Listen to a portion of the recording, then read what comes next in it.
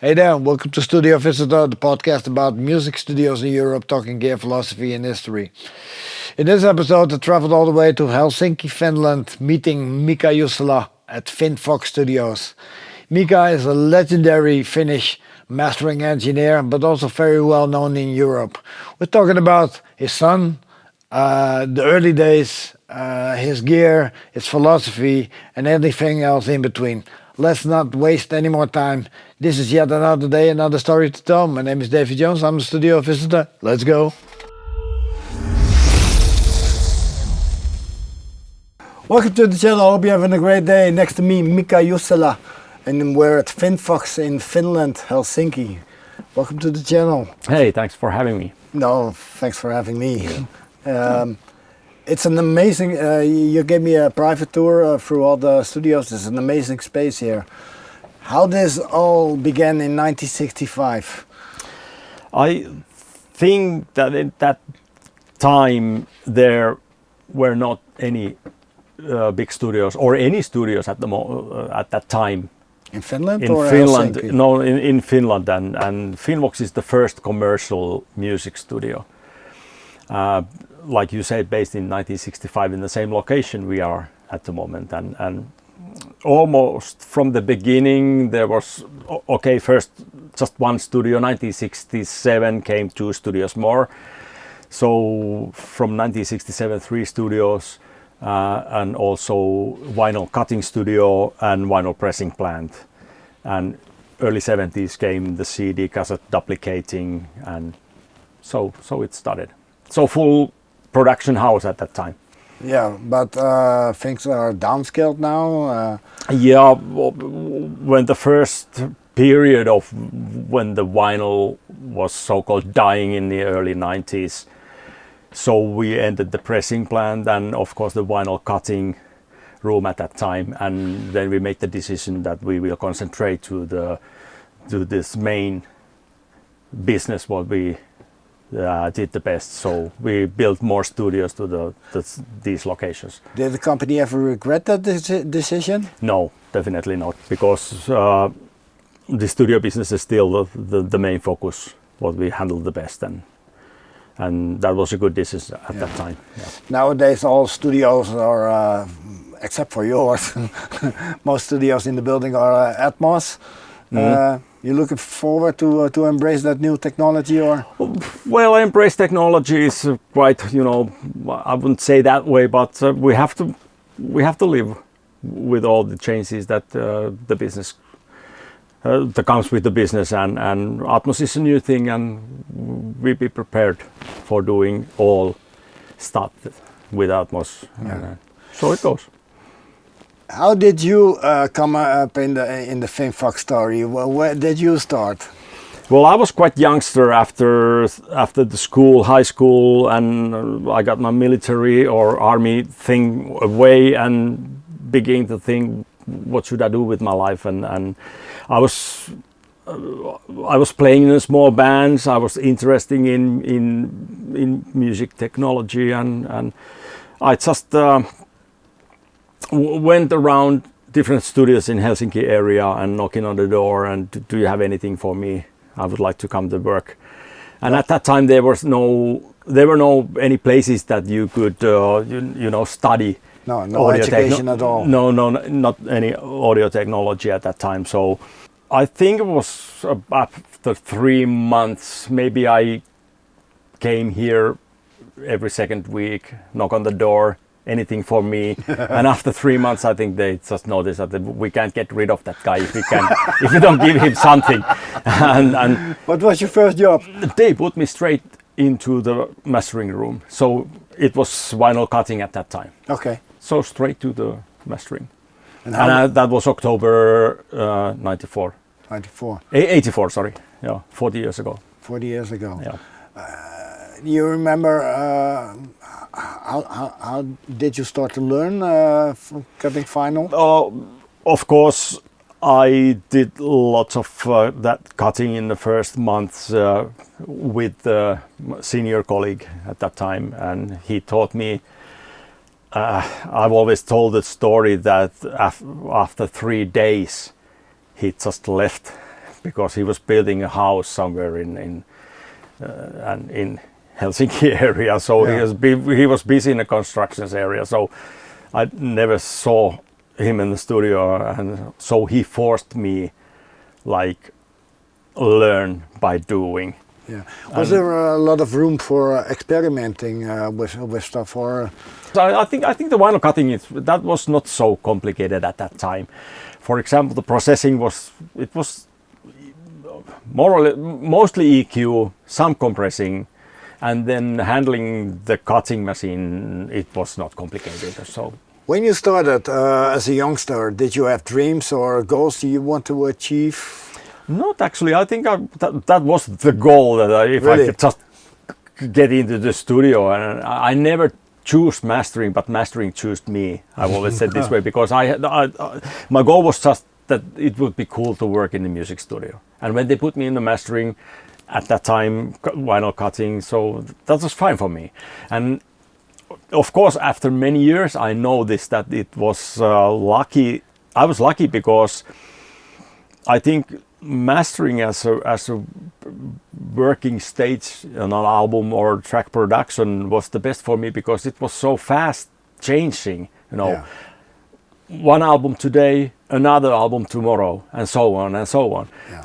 Compared to recording or mixing, Takes a lot of effort, a lot of time. Oh yeah, doing one track, mixing one track the whole week or something like that. But I was really lucky about that. I could do so much different kind of style of music, and it was changing all the time. How did you grow in to the mastering of today?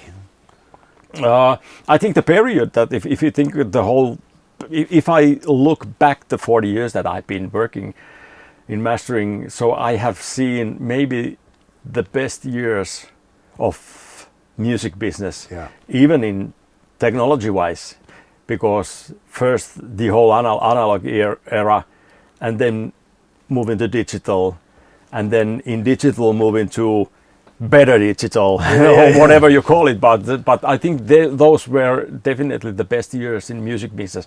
Also, the music itself, it wasn't so business oriented at that time. No. So we did lots of Norwegian music, jazz, children, classical, whatever you name it, folk music, as long as the bills got paid. Oh yeah, and at that time, even the record companies, they were focusing doing art and culture. Nowadays, they are focusing only business. The process of creativity is dying because of this. And Spotify, for instance, plays tracks better when the chorus is in the beginning of a song. Oh yeah. That's why I call it music business. Yeah. And in music business, we are not talking about culture and art. That's a different thing. But anyway, that was a really interesting time. I had my first 8 years about when I did only vinyl cutting. But in the early 90s, I started to help my colleague here as a CD mastering engineer. So I did both cutting and CD masterings, and in 93 I became a full-time CD mastering engineer. So that was the first year that we got our hard disk based editing systems. With that, the loudness war was started? No, not really so early. It came later. But anyway, at that time in the early 90s, we had quite a monopoly here at Finnvox to do CD mastering in Finland. So me and my colleague Pauli, we did a lot. How much is a lot? I would say individually we did 200 album masterings per year. So maybe 400 combined. And I told you earlier, but the one reason was that we had new releases, we had lots of compilations, we had remastering, because there were a lot of old stuff with analog tapes that has been released in LPs, but now they had to be transferred to the CDs also. That era for mastering studios in general all around the world was the best for making money. Oh yeah, definitely. And well, I don't know if it's right to say that we had a monopoly, but because we started so early, and of course we had, there were other mastering studios also in Finland, but because we started really early and were the first, so we learned, once again learned by doing the early stuff. And when the others came around, we already had made our mistakes. You know, we already knew how to do the best mastering and how to deal with the whole single chain and the digital and analog stuff and so on. So we did everything better than the others here in Finland. That's why clients were loyal to you. Yeah, yeah.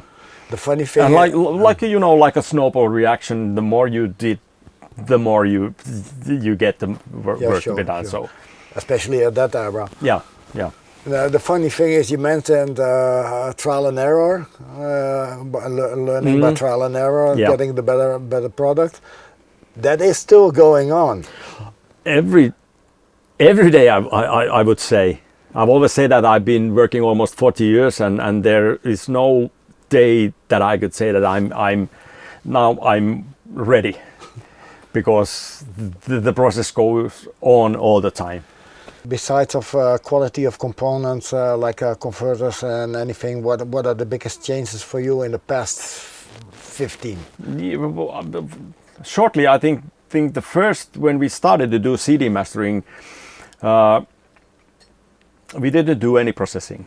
We were just concentrating to transfer the mixes one-to-one to the CD masters. So we didn't we didn't realize at that time that we could do some processing there, some EQs, because back in vinyl times, it was always struggling to transfer the good mix to the vinyl because of the limitations. Yeah, the limitations of the vinyl. So that was it. Never expected that it would be better than the mix. Yeah. But when we came to the digital era, in some point we realized that okay, we have a mix, but we can even make the mix better when we do the CD mastering. Just polish it a little by compressing, polishing and doing some makeup or whatever you call it. But of course the processing was really bad quality at that time. First of all, the converters were 16-bit. Yeah. And all the digital hardware were really poor. They were sounding really, really poor.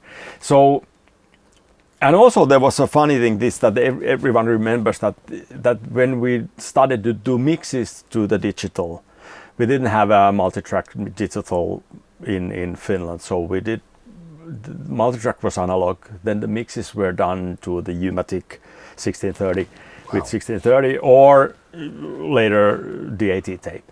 Yeah. So when we had the mixes in digital, so it was like a curse word to use analog in mastering. So no converting, because the converters was quite badly at that time. So keep it digital all the time.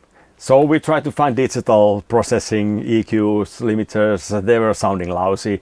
And when we got to the 24-bit converters, we noticed that now the converters are better. They are better, that the quality is enough. So we could use both analog and digital and take the best part of the both. Yeah.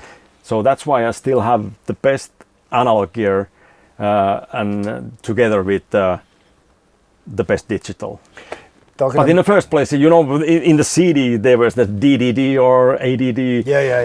These things that keep it digital. Don't do any conversion to an analog in any point. The code was for how it got recorded. Yeah. Yeah. DDD was only digital. It was completely digital. Yeah.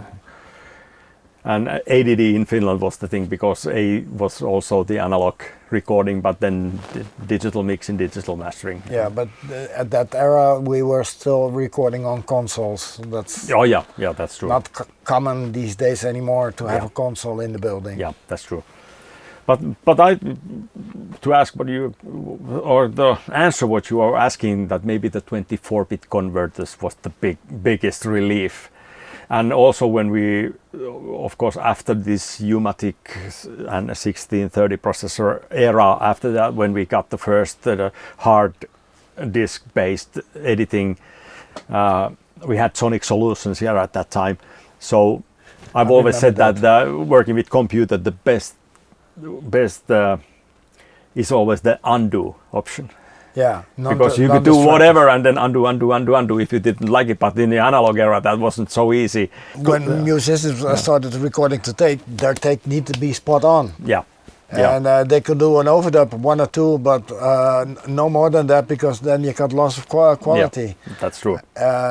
For the performance itself, it would be better if we still had that system, but nowadays you can get the perfect take any way you want. We have to remember that technology is just a tool. Yeah. It's not, technology is not doing any of our work. Talking about technology doing our work, what do you think of things like Auto-Tune, Melodyne, correction tools? Well, the same thing. They are just a tool. If you think you need to use them, then you use them. But don't overdo it. Don't overdo it. Don't overprocess it. That's my guideline all the time.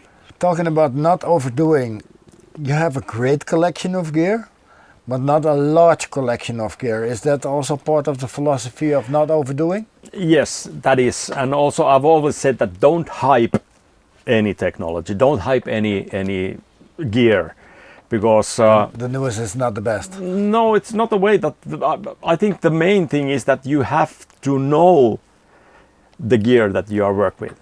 For example, if the Formula 1 season starts on March, and if the drivers don't do any winter testing and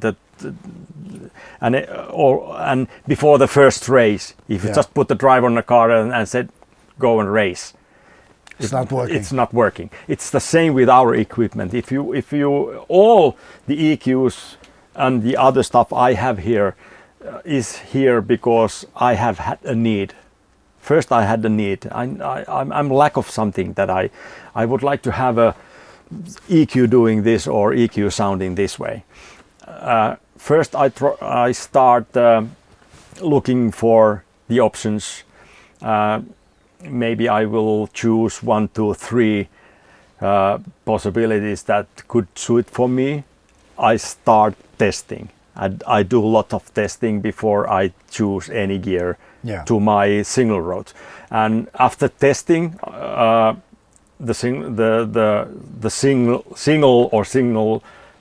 single machine, then I have to test in which point I will put it before that EQ, put it after this. What's the position in the single road? That's the second test, and then of course start working and testing it in different cases. And after, let's say, month 2 or 2 months testing, I will decide if it's suitable for me and put it in my single chain so that I can work with it. So a lot of testing, and always start with the need. And for example, if I now check the stuff here, the oldest stuff that I have, the Focusrite, have been here 25 years. Fairmans have been here 25 years, at least over 20 years. And so I know exactly what happens when I run the signal through these machines. You can read and write through the machines. Oh yeah, it's like, you know, flying a jumbo jet. It's the same that I can even put the lights off and I can even work here in sleeping, because I know exactly what each of these. Even if you will lose sight for some hypothetically reason, you still can do mastering because you know your machines. Yeah. But if I start any mastering, started it by grabbing a new gear from the current box and put it here and start working, you know, that's impossible. But there's one thing that's coming recently to the chain. Yeah, we were talking about this. The Hum Audio LAAL head limiter. I was That was a piece of art that was just people were recommended to me that test it, try it, and you will love it, and that's what happened. So it's the new one here, and But if you're testing it, you will never use it on a definitive master? well, so of course sometimes I could, but I still think that testing first is the main thing. Yeah. Talking about the LAAL, what is the thing that impressed you the most of it? You can push quite loud with this, and it's still, the transients are still really, really good. And because I do mostly all sound with analog gear, so that's quite handy in that point. Of course, we can do quite a similar stuff with the plugins, but this is how I will. It's not the same. It's not the same, and we need people. We were talking about the philosophy of my mastering, and my philosophy is that use mostly the analog, not analog, but use mostly the hardware gear. Yeah. Talking about philosophy, if you start a project, is there anything specific you do up front to get started, or is there any way you start a project always the same? It's quite the same.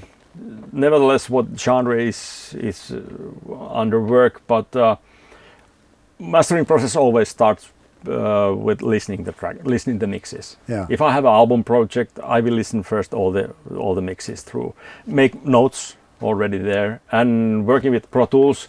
When I import the mix files here, I can even do some adjusting to the mix files before even start playing through my signal route, and so everything starts with listening.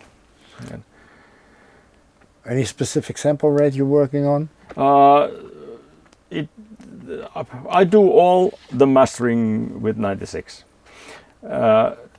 It's nevertheless, if the mix is 44.1 or 48, I will convert it to 96 and do all the processing and all converting with 96. So I try to keep the processing as good quality as possible. The funny thing about doing this, upsampling the file, it doesn't change a darn thing about the file itself. Of course.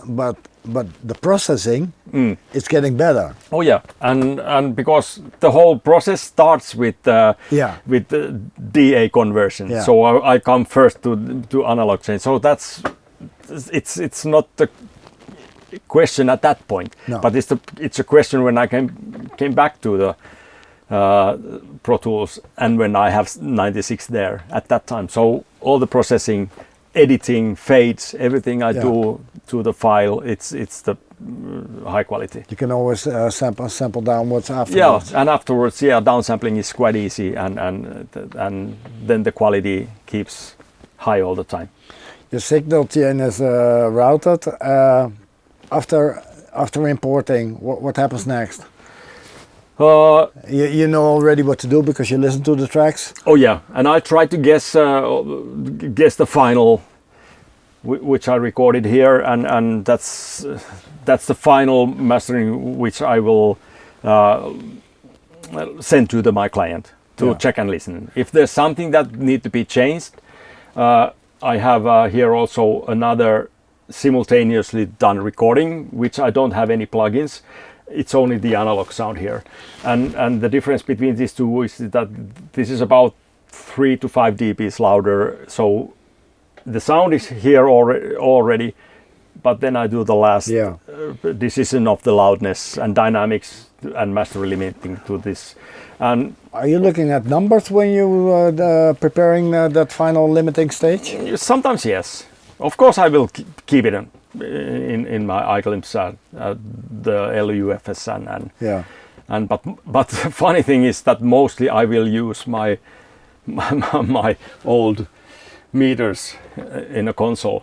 This is the best tool also. Strictly old school VU meters. So if it bumps around 0, I think it's safe. The head for the red zone, or no? It depends. Where do you have measured the VUs? but in my case, I know that when I'm around 0, I'm fine.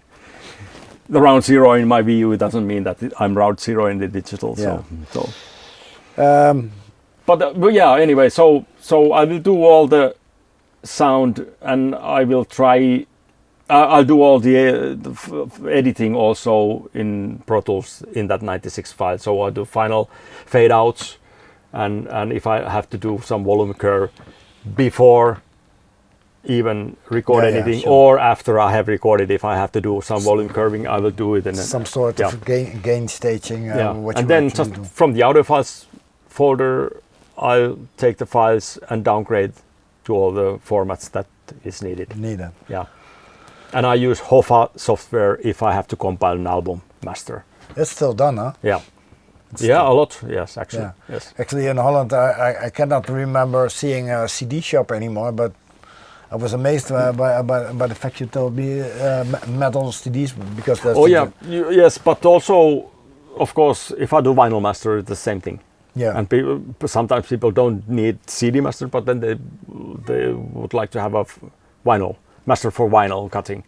And of course, many times they want to have edited album for digital distributors. So I see in the back, I see Genelecs, and we've been walking around the building, and everywhere I saw Genelecs. Yeah. Is there any specific reason why? Yeah, there is a reason, because of course Genelec is a Finnish company based in Iisalmi, northern Finland, and we have done a lot of collaboration during the years, even from the early years when Genelec was starting back in the 80s. The first Genelecs we ever had in our house was in this studio, actually, and they came in the house 1987. Oh, wow! And from that era, so we have doing a lot of close collaboration with the G-men like we call them here, and we have a good relations. Can you describe how was collaboration work between the companies? No, so we can do beta testing, for example, that kind of, and of course they are also listening our feedback. If there's something that we notice that can do better, or they can improve, mostly it's the thing that they also knows that when we use their products, so they can, it's like a preference. Yeah, sure. For the others. Yeah. Every brand is a preference. Yeah. Can you recall one part of feedback that happened to be developed in one of the products?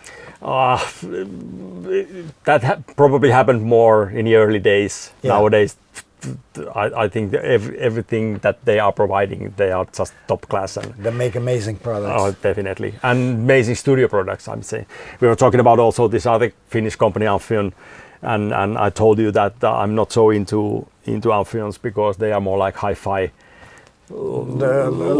like home hi-fi kind of monitoring, and I think Genelec is definitely the best choice for studio working. Even though mixing and mastering. There's some engineers, they prefer working on high-end hi-fi speakers like B&W, the Nautilus series. I see a lot. But every equipment that colors the sound, I think that's not the right way to work in the studio, because if I do really, really accurate small adjusting here, and the speaker is doing something for the sound, so how can the thing is you say the equipment needs to be transparent, AD conversion, speakers need to be but these are color boxes. Oh yeah, of course, but what I do here, and if I have really transparent the monitoring, so I know what I'm doing, and I can rely that after it will leave from my hands, it will be the same everywhere. Or of course it's not, but at least I know that when it left from here, it's the best, and it's definitely the way that I wanted it to be. Out of all the gear you have, the speakers, the setup of your room, what is one thing you cannot live without? I've always said that. Well, in serious fire, if I have time to grab one piece of equipment here with me, it would be this Focusrite. I think this is the best mastering gear ever made. 315 Blue Mark II. You don't see these things. That is the most important in my single chain. It is still high on my list if I can afford it. Yeah. But if you can find it. Yeah, and definitely it has to be Mark II. There's not I think sound-wise the Mark I is just the same, but this is the 4.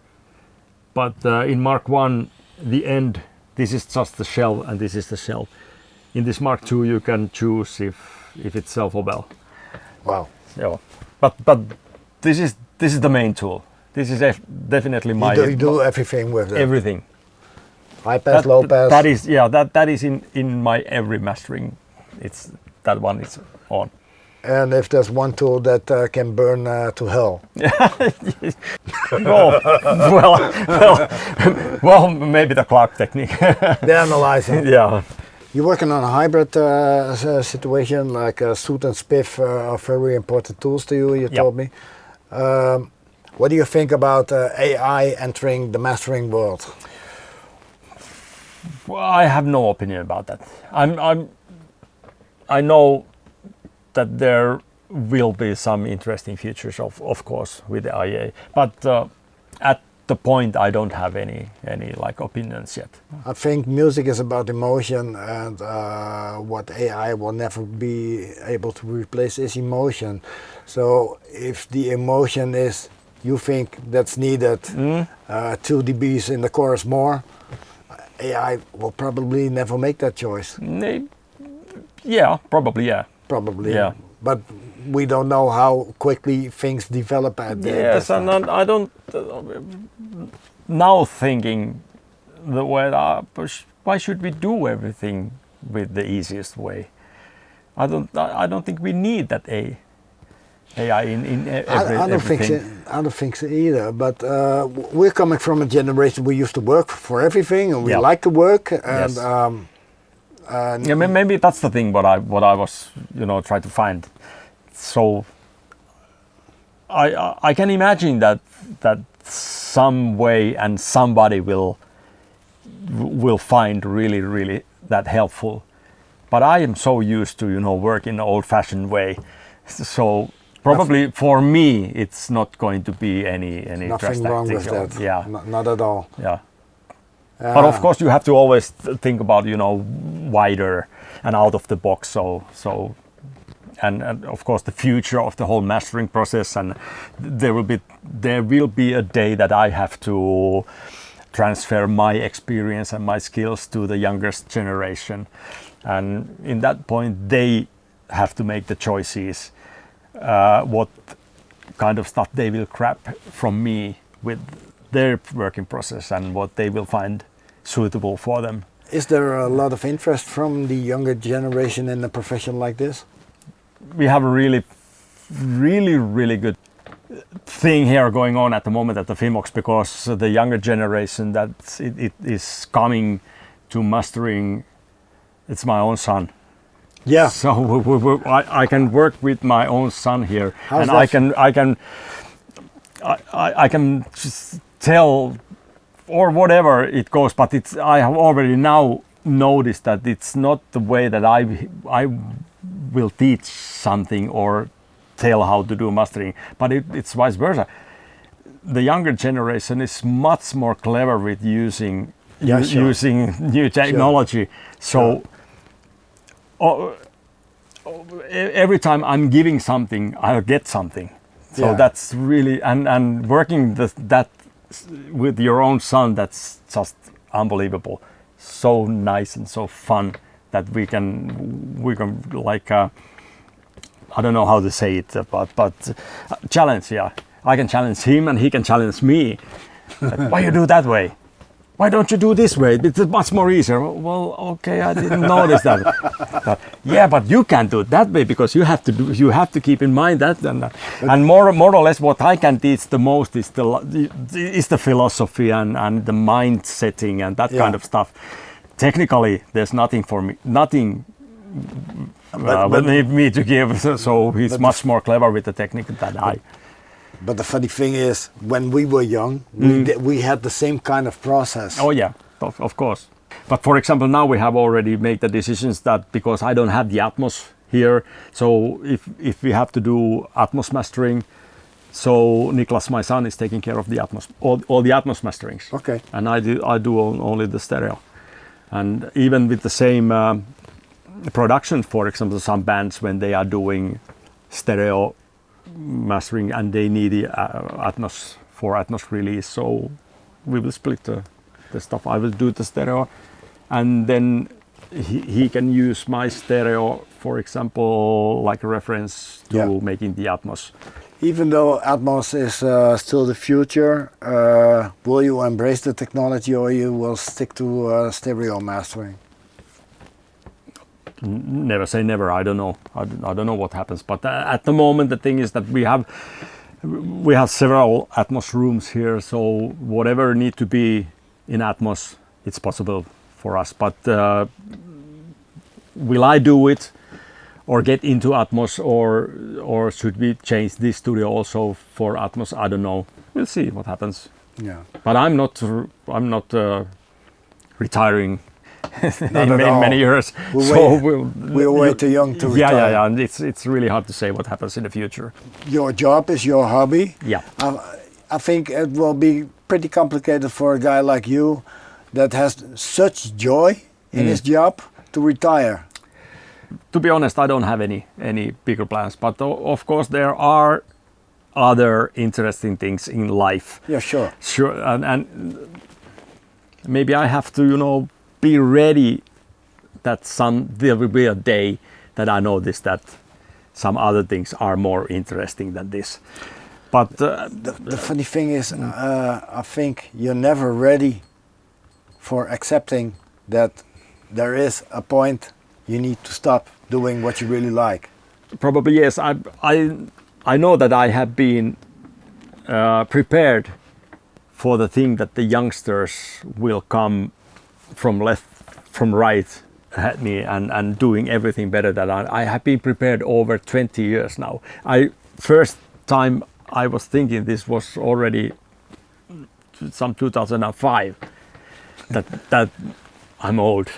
I'm old and I'm 40 and I know that 20 years youngsters they will be better than me. And it can happen in any time. Now 20 years later, maybe I have even noticed that the older I get, the more people want to work with me, because I think nowadays there are lots of artists, bands, producers, record companies that they are really appreciating the experience. Yeah, that's like the circle of life. When you get older, life is becoming easier because of all the life experience you have. Yes. And I don't say it's a walk in the park, but it gets easier. And some things seems to be less caring than in the past. Oh yeah, that is also true. I remember the story of Bob Ludwig. I think it happens the same, that he was working in Manhattan doing lots of mastering, and then getting older he wanted to retire slowly, and he put up the gateway mastering in Maine, somewhere in the countryside.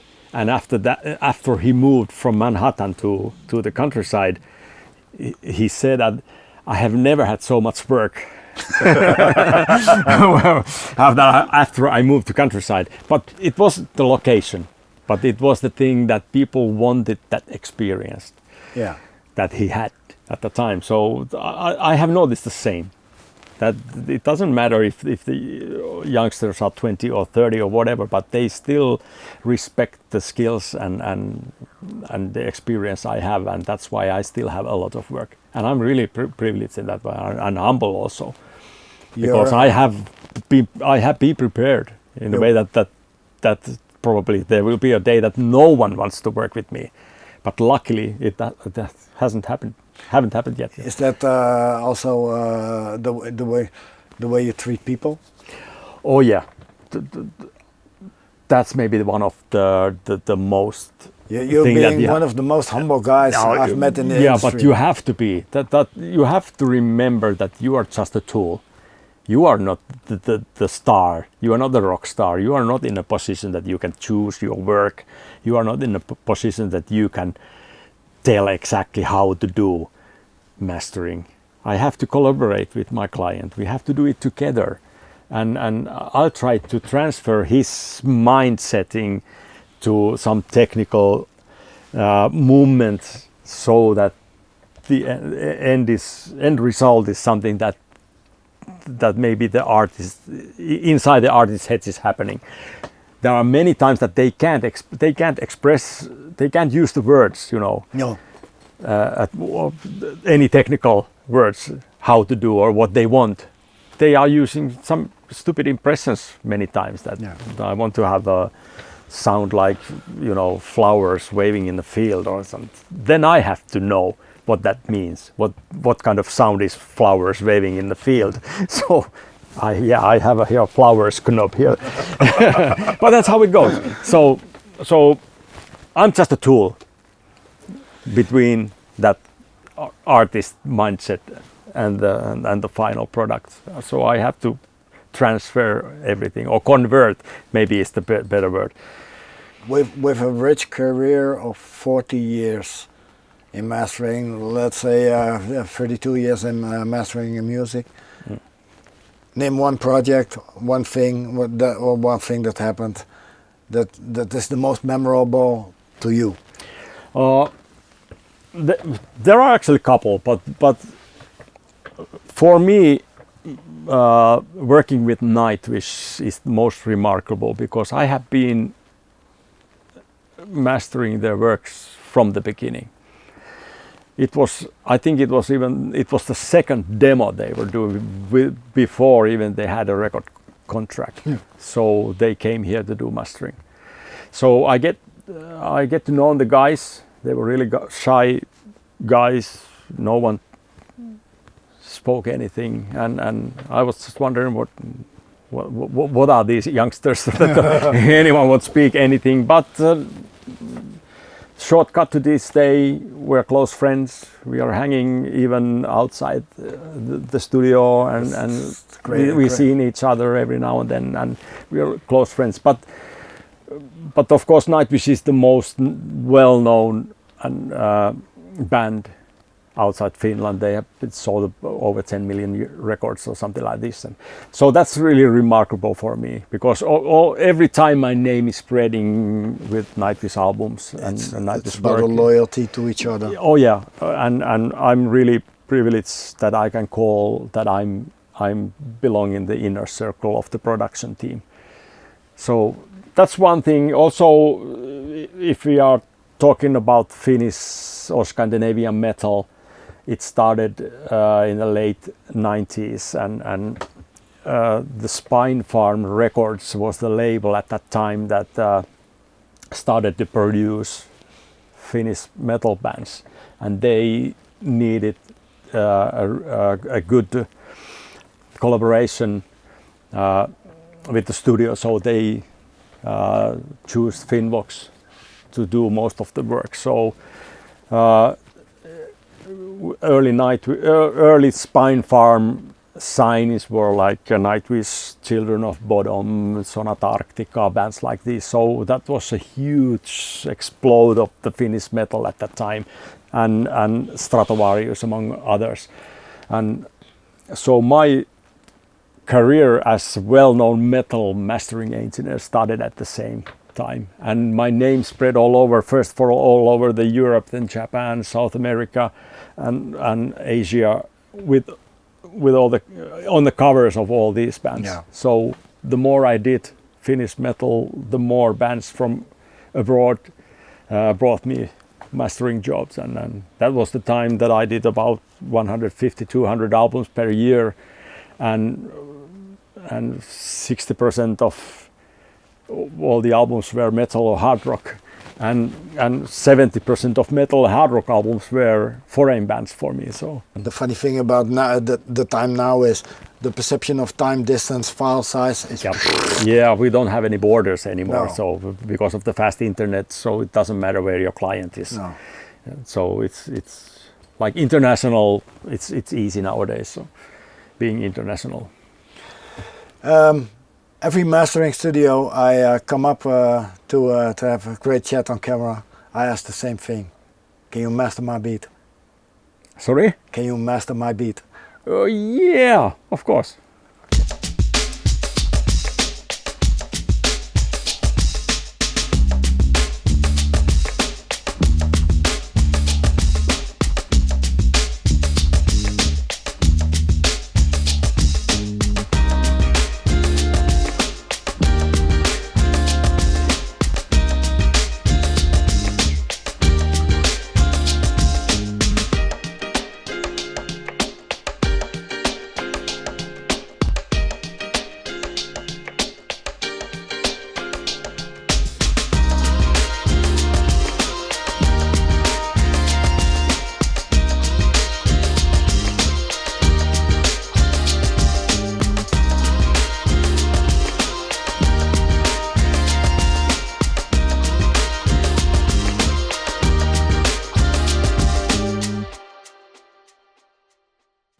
Let's be real.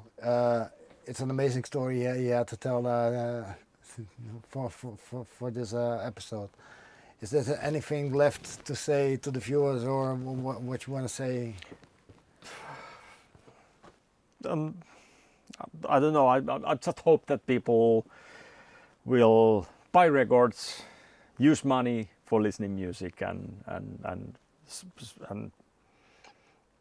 enjoy music, of course. Because for me, for example, music is so big thing in my life, so remarkable and important. So I hope that all the other people also find music that it's healing and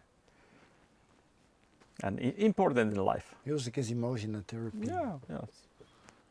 Can In all possible ways, emotional. You know, you can use music while you're down, and you can use music while you're happy, and so enjoy music. Enjoy music. Yeah. That's I think the best conclusion for this episode.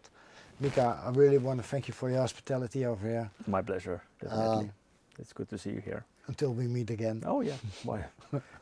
I hope so. Yeah, I hope so. I hope so too. I want to thank you all for watching and listening. Bye bye. See you up in the next episode.